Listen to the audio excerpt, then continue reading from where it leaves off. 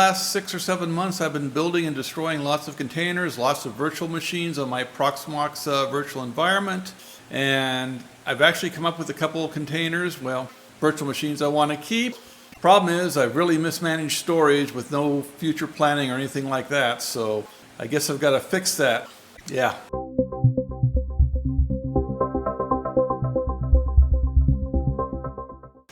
So a lot of these containers I've been creating and destroying, they're basically tests, experiments, things like that, and how was I to know a few of them might actually want to keep?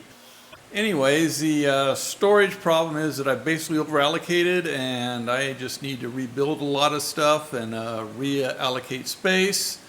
I think what I'm going to do this time though is well, a lot of the containers I built that I want to keep are not being fully utilized, so I'm wasting, lots of space there. 512 gigabytes in one container, 256 in another container, just not being used. So my consolidation is going to involve setting up a file server, moving all the data from these various containers in VMs into the file server, and then connecting them up. So that's going to be my solution, and I'm basically going to rebuild my Proxmox VE environment. So you're welcome to come along and let's see what happens.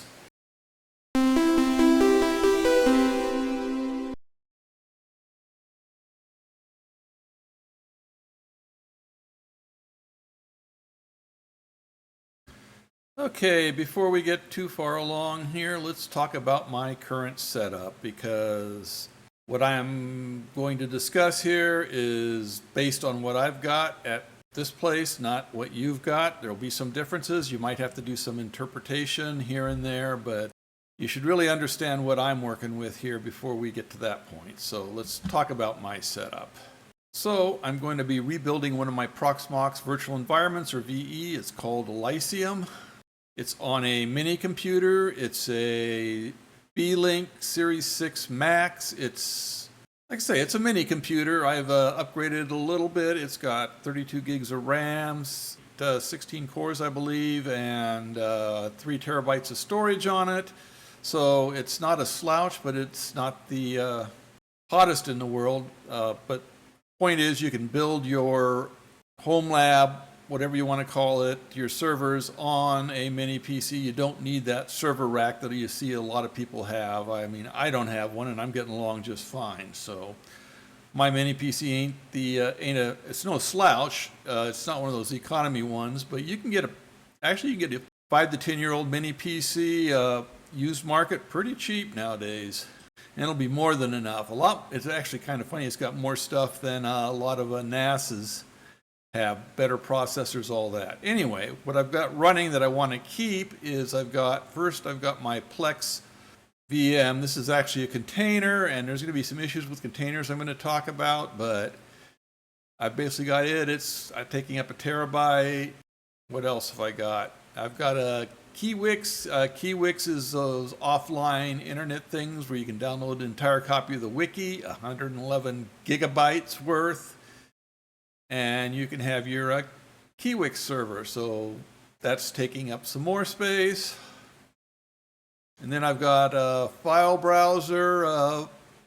So I say, this is a mixture of containers and virtual machines. I'm not really specifying what's what. I'll talk about that in a little bit, but I've got a file browser. It's basically a file server, and it's got a program called File Browser. I don't know if I need the file browser program. That's something I'll think about later, but it does have it on there right now. The big thing knows it's got SMB, it's got Samba, so I can pretty much talk to any computer or phone out there. Most of them have some sort of SMB CIFS app available.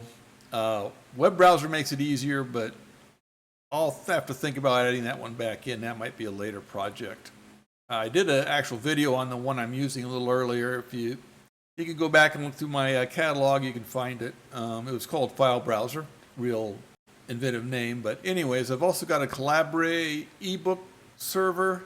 This is actually a dual purpose one. It's an ebook server as well as the Calabri program, because it's much easier to edit your ebooks database using the actual Calabri program than using the server. But That also implies this one has a very simple GUI on it to handle that. But yeah, those are the ones I want to keep. There's several others on there, and I'm just going to basically wipe it and start over. Well, technically I'm not going to wipe Proxmox, but I'm going to wipe all the virtual machines off of it. And speaking of which, let's talk about storage and LVM provisioning. This is one of those things that actually caused me an issue. So under LVM, Logical Volume Management, that's probably one of the simplest of the volume managers. There's also ButterFS and ZFS, but I'm using LVM, and it has two methods. I've got a 1 terabyte and a 2 terabyte NVMe drive, and using LVM, I've put them together in one volume group that's 3 terabytes. Technically, it's 2.8 terabytes because this is one of those base 10 versus base 2. This is, like with hard drives, it's never the same space they tell you on the box. Anyways, rounding to 3 terabytes, they're combined in one volume group that's basically 3 terabytes long. So the first mode for LVM is generally the mode people just refer to as LVM, but it's technically thick provisioning. And this one's fairly simple. You create a, let's say, 500 gigabyte file space. It's 500 gigabytes away from your logical volume group. Simple as that. What you say it is, that's the physical size. That's LVM Thick Provisioning. So that's one way to do things with LVM. Then LVM also has something called Thin Provisioning. Now, what happens with, let's talk about containers versus virtual machines before we get into Thin Provisioning.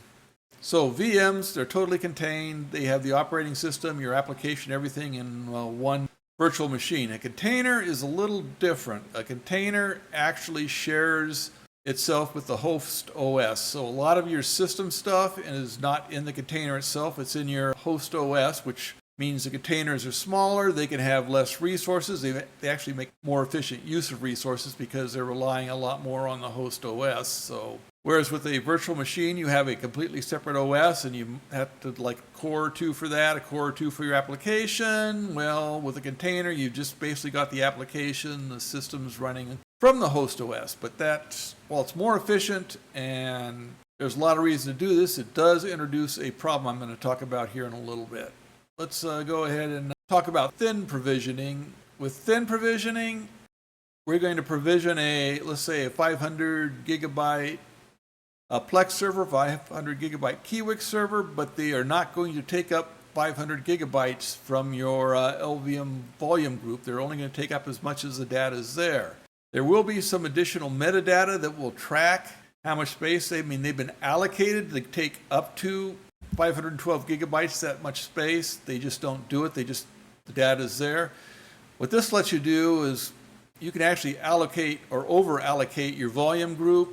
And as long as you're not using the full space you've allocated, you're okay. But at some point, if you over allocate the volume group, what's going to happen is you're not going to be able to write anymore because you've run out of space. And this is a deal like, say we had a 3 terabyte volume group, which is what I got. And we did like 2 1 terabyte servers and 3 512 gigabyte servers. That would be over allocated by 512 gigabytes, but as long as you're not using the full space, you're okay. Once you start using the full space, you run into problems. So that's one issue with local volume groups. They're great for testing and test servers and things like that, but I would be hesitant to use them in an actual production machine because of the ability to over allocate space. You really have to keep an eye on it. So aside from the space, when you're talking containers versus VMs, there's another networking reality we need to address. So let me try and explain it this way. I'm running a Proxmox instance and I'm running a virtual machine on top of it. I'm running 2 virtual machines on top of it. These are VMs. They have totally separate operating systems from Proxmox. They don't share the operating system like a container does. And when we have a network between the two, that's totally in the VM. The network is totally part of the VM, is totally controlled from the VM only. Yes, Proxmox does set up the virtual router switch stuff, but the networking is all handled in the VM. Now, on the flip side, if we have a container 1 and container 2 that's using part of the OS, the Proxmox OS. Guess what? That part includes networking as well, and while you can ping back and forth, since I'm planning on using Samba, I will say I haven't tested this with NetBIOS or, well, with NFS, but I've tested it with SMB, CIFS. It doesn't work in containers. You can attach from a VM someplace else or a separate computer someplace else, but you cannot do SMB connection between two containers on the same OS, because networking is actually partially in the OS, and it, just take my word for it, it just doesn't work. You can make it work, but making it work gets a little messy, and I'm trying to avoid that. So, two problems with containers is over allocation of space, which if you're careful is not really a problem, but this networking thing, yeah, that turned out to be a real problem, and it actually kind of caught me by surprise too. But yeah, mainly I guess if it wasn't really for the networking problem, I would have gone with containers, but in this case I'm going to go with virtual machines. So I'm going to reevaluate my storage model.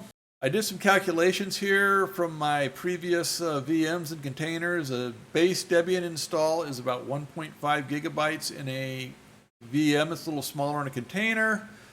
Most of the server applications I'm running run between 1 and 2 gigabytes. Some are smaller, some are larger. You're going to have logs and databases, which should be 1 or 2 gigabytes over time on your server. So conservative estimate, I mean, I could probably get by with a smaller one, but I'm going to go with 10 gigabytes, which should handle everything that's going to be on the server, since all the actual main data they're going to be using is going to be on the file server, which will be the exception to this. So we're going to make 3 10 gigabyte virtual machine base Debian servers and build our system from there. We're going to make a file server where all the data is going to reside. That's going to be 2.5 terabytes, and this is going to leave me with approximately 500 gigabytes for further use on my mini PC's combined drives. I do run a game server I'm probably going to recreate. That's actually my one and only server that is not running on a Debian. It's actually running on Arch because, well, when I set it up back when, Debian was not up to date on a few libraries it needed, so I ran it on Arch, and I've actually been running on Arch for quite a while and haven't had a real problem with it. But for this rebuild, if I'm gonna, that's probably about 50 gigabytes for the game server. I've got 4 players, so yeah, it's right now it's taking up about 22, 23 gigabytes, but it's growing slowly. But that should be good for a couple years. I am going to check Debian and Debian repos and see if they have the right versions of libraries. If so, then I will move it over to Debian, but if not, it's going to stay on Arch. So this is going to be sort of a graphical representation of my storage allocation. I'm not counting the gaming server in that because it's actually not going to work with the file server. It's going to have all its own data. So I'm going to have 3 10 gigabyte servers. One's going to be running Calabri, one's going to be running Kiwix, and one's going to be running Plex. And then I'm going to have a file browser. Well, I don't know if I'm going to put the file browser on there yet, but I'm going to have a file server that's going to be 2.5 terabytes. And then I'm going to create SMB connections. So I'm going to have CIFS on my servers and a full Samba install on my file server, file browser, and then I will use FS tabs to permanently mount the shares they're going to have on the file browser in the smaller servers so that they can access the data and store their data not on their small 10 gigabytes, but on the file browser, file server. And I'm also going to be able to connect with my laptop or any other computer from outside. SMB would be the protocol, and if I do put file browser on here, then HTML would also be a valid protocol. And so, like I say, each of my servers is going to have its own dedicated folder, one for books, one for the wiki thing, one for media, and that's how I'm going to set Samba up. And that's probably the first thing I'm going to do is set the file browser up, then I'll set up each of the individual servers. All right, well, that's the plan. That's what I'm planning on doing. Some of the issues I found, some of the workarounds I need. I'm going to, like I say, build a file server, then store all my data on the file server, and then SMB, everything else, Samba, SMB, CIFS, over to the file server. They're all going to have their own folders. So that's going to be my project for the next couple of weeks. I've got the plans laid out. I know what I want to do. It's just I got to get to it and make sure everything works. So yeah, that's the next thing. So probably more videos on the subject as I make progress. Anyway, if you like this video, if it was helpful, please like, subscribe, comment, recommend if you want. Anyways, we'll see you all next time, okay?